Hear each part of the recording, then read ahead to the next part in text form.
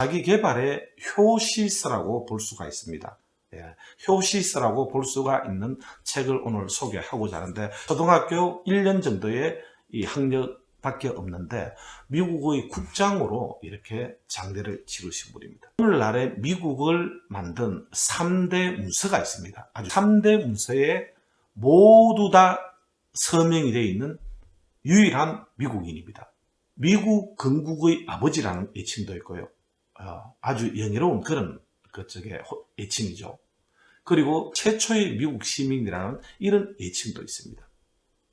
그리고 미국의 정신이라는 이런 애칭도 따라다닙니다. 이분은 사업가이면서 정치가로서의 활동도 하고요.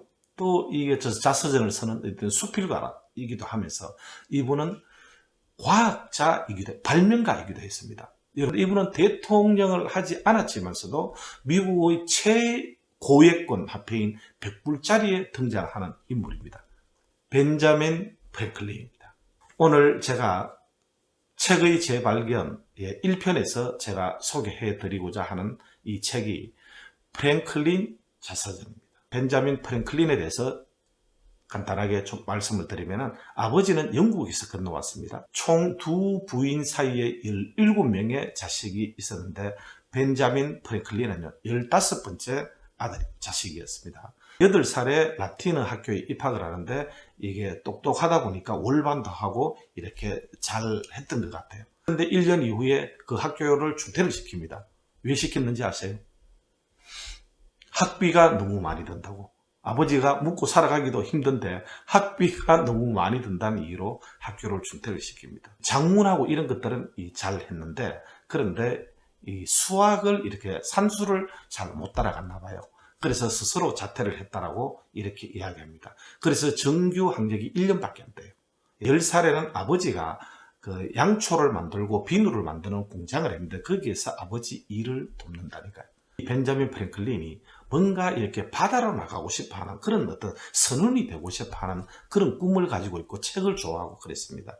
그러하다 보니까 이 아버지가 보건대는 가만히 두면 이 아이가 어디로 뛰쳐나갈 것 같고 하니까 배다른 형이 운영을 하는 그 인쇄소에 견습공으로 12살에 그 견습공으로 거기에 취업을 시킵니다.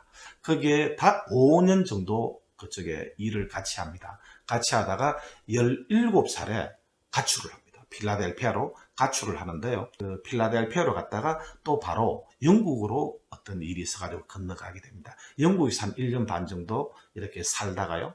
그리고 20살에 다시 여기 미국으로 다시 돌아와가지고 24세에 자기 인쇄소를 차리는 사장이 되어집니다. 사장이 되어지는데 그로부터 해가지고 사업을 해가지고 돈도 많이 벌고요. 이렇게 그 다음에는 정치도 하게 되고 어떤 자서전도 쓰게 되고 미국 독립운동도 하게 되고 말이죠. 미국 건국의 아버지가 되어가지고 국장으로 돌아가시는 분이 벤자민 프랭클린이거든요. 거기에 나오는 모든 이 책들을 제가 책의 재발견이라는 이 코너에서 제가 다 한번 다뤄보도록 하겠습니다. 65세 때 처음으로 쓰기 시작을 합니다. 장남인 윌리엄 프랭클린에게 자기 아들에게 편지 형식으로 쓰는 형태로 시작이 되어집니다. 이런 격려의 편지를 2통을 받고요.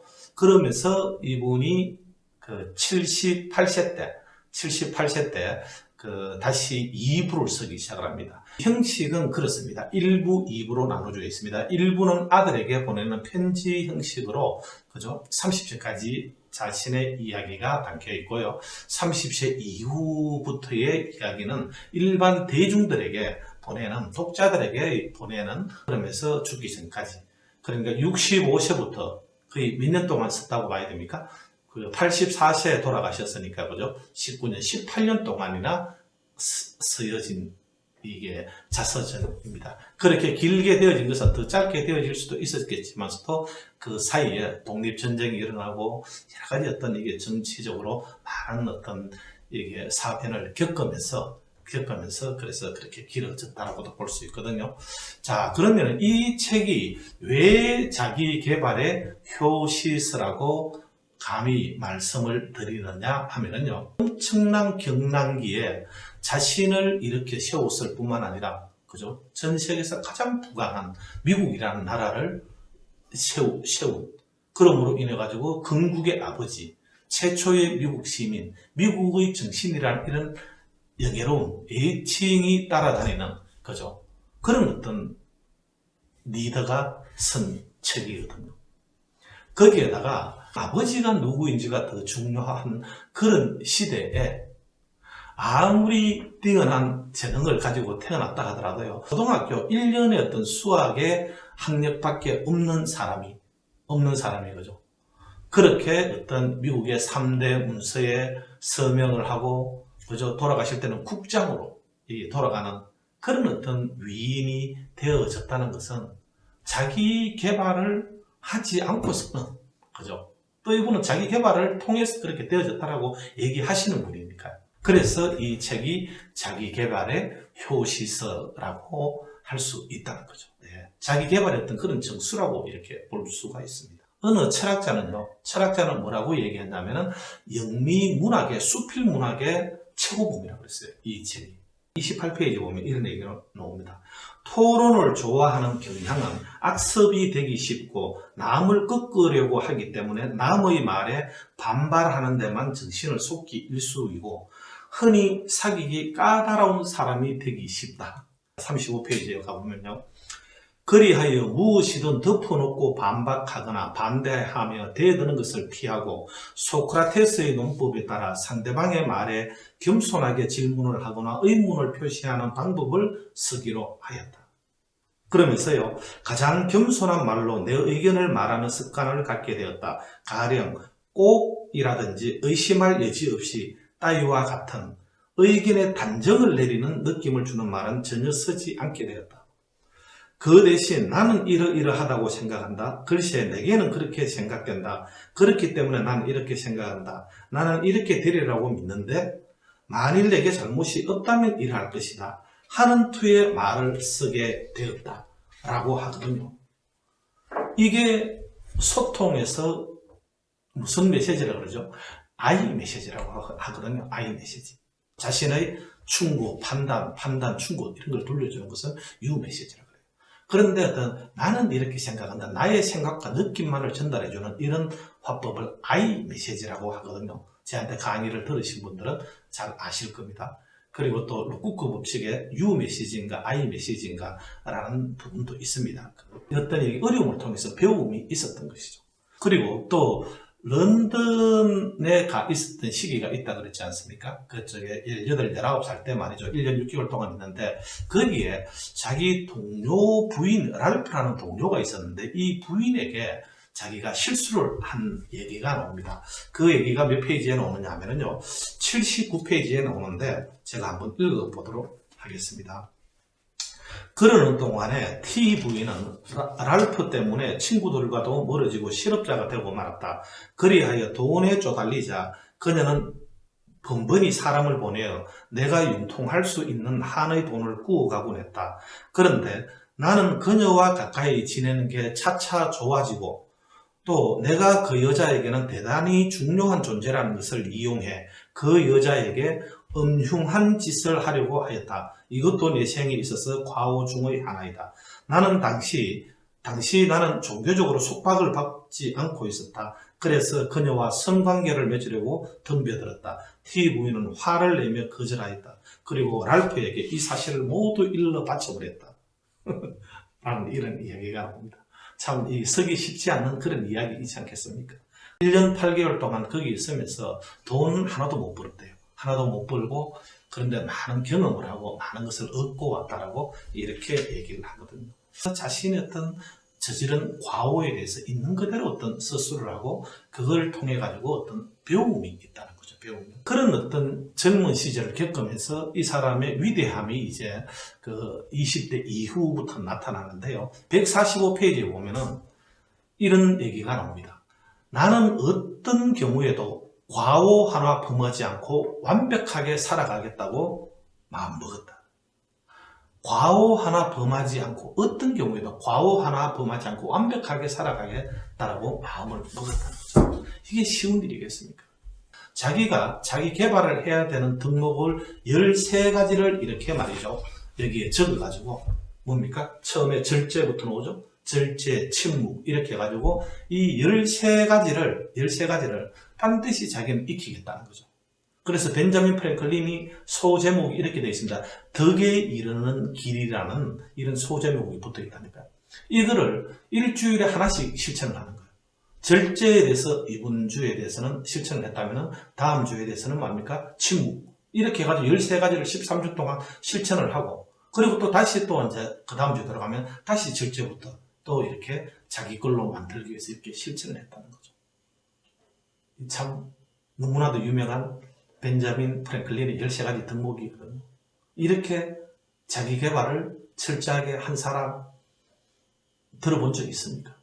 그 사람이 벤자민 프랭클린입니다. 이렇게 하면서요, 이 사람이 또 자기 개발의 효시일 수밖에 없는 것이, 그것을 말이죠, 이렇게 자기가 이 체크리스트 이렇게 해가지고, 첫 주는 여기에 이제 뭐냐면은 이 절제거든요. 절제에 대해서는 이게 자기가 체크가 된 게 하나도 없지 않습니까? 그 완벽하게 그렇게 했다는 거죠. 이렇게 체크리스트가 있을 뿐만 아니라 오늘날에 우리가 쓰고 있는 그 플래너, 옛날에는 다이어리라고 그랬죠. 다이어리, 시간별로 몇 시에는 뭘 하고 하는 이런 것들을 최초로 만들어 쓴 사람이 벤자민 프랭클린입니다. 벤자민 프랭클린이라는 거예요. 진짜 이 어떤 자기 개발에 이 책이 정수이고, 그죠? 효시이고 한 이유가 또 여기 있는 겁니다. 그래서 저희가 미국에 있는 회사가 전 세계 170개국에서 똑같은 교육을 하고 있는 이 회사 이름이 그 프랭클린 코비사거든요. 프랭클린 코비사. 프랭클린이라는 회사가 있었어요. 프랭클린의 정신을 가리키는 회사와 코비 리더십, 스티븐 코비 박사의 그 회사가 있었는데, 이 두 회사가 합병을 한 거예요. 그래서 프랭클린 코비사라고 한다니까요. 166페이지에 보면, 나는 달력은 책을 한 권도 안 읽는 사람들에게 교훈을 줄 수 있는 유일한 수단이라고 해가지고 이 사람이 만들어낸 책이 뭐냐면은 가난한 리차드의 영감이라는 달력입니다. 달력의 사이사이에 좋은 문구 이런 걸 많이 넣고 한 거죠. 옛날 사람들 책을 많이 보기가 쉽지 않지 않습니까? 그런데 그 달력 하나쯤은 산다는 거죠. 거기에 좋은 문구들을 이렇게 넣어놓은 게, 가난한 리차드는 아마 자신을 얘기합니다. 가난한 리차드의 영감이라는 이 달력, 이 책이 말이죠, 그 가장 많이 팔리고 그 벤자민 프랭클린에게 엄청나게 많은 돈을 벌어주는 그런 책이 되어집니다. 그리고 주의회에서 자신한테 반대하는, 이 사람이 주의회 서기 시절에 반대하는 의원인데 그 사람을 자기 편으로 만드는 그런 얘기도 봅니다. 설득의 심리학, 구범강경수의 설득의 심리학 과정을 하신 분들은 제가 이 벤자민 프랭클린이 여기에 일관성의 법칙이라는 것을 사용을 해가지고 만든다라고 이렇게 말씀을 드렸습니다. 도움을 준 사람이 줄 가능성이 더 높다는 거죠. 그게 일관성의 법칙이에요. 그 일관성의 법칙을 활용을 해가지고 자신하고 좀 껄끄러운 이 관계에 있는 의원을 자기 편으로 만드는 이런 지혜를 합니다. 그런 얘기도 나오고요. 그리고 프랭클린이 공직에 임하는 그런 자세에 대한 이야기도 많이 나옵니다. 이런 위인이 1790년 84세의 일기로 능망령으로 이게 별세를 합니다. 이런 진짜 위인 한 사람으로 인해 가지고 어떤 세상이 말이죠, 더 이렇게 밝아지는지도 모르죠. 진짜 이 사람은 어떤 하늘이 내린 어떤 이게 타고난 그런 사람이라기보다는 진짜 후천적으로 자기 개발을 통해서 그렇게 한 사람이라는 거죠. 그래서 제가 책의 재발견 제 1편, 2편에서 소개한 것이 프랭클린의 자서전이었습니다. 끝으로 책의 재발견 1편, 2편을 하고 느낀 점을 말씀을 드리도록 하겠습니다. 벤자민 프랭클린처럼 저도 자서전을 써야 되겠다 하는 이런 생각을 했습니다. 이분은 65세 했지만은 제가 57세인데 저도 저희 아들에게, 특히 둘째 아이하고는 이게 소통도 잘 안 되고 하는데 말이죠, 진짜 저희 아들에게, 그죠, 제가 어떤 다른 무엇보다도 내가 살아온 이 삶에 대해서 자서전 형식으로 써놔놓는 것이 아이에게 언젠가는 아이가 더 철들 날이 오고 아버지를 더 이해할 날이 오지 않겠습니까? 그때를 위해 가지고 자서전을 저도 이렇게 벤자민 프랭클린처럼 편지 형식으로 진짜 진솔하게 이렇게 장기간에 걸쳐가지고, 그것이 벤자민 프랭클린처럼 죽기 1년 전까지 쓸지는 모르겠습니다만, 예, 하여튼 써야 되겠다는 그런 그 다짐을 했습니다. 예, 쓰게 될 것 같습니다. 경청해 주셔서 감사드리고요. 3편에서 또 다른 개발 서적을 가지고 찾아뵙도록 하겠습니다. 경청해 주셔서 감사드립니다. 다음 주에 다시 뵙겠습니다. 감사합니다.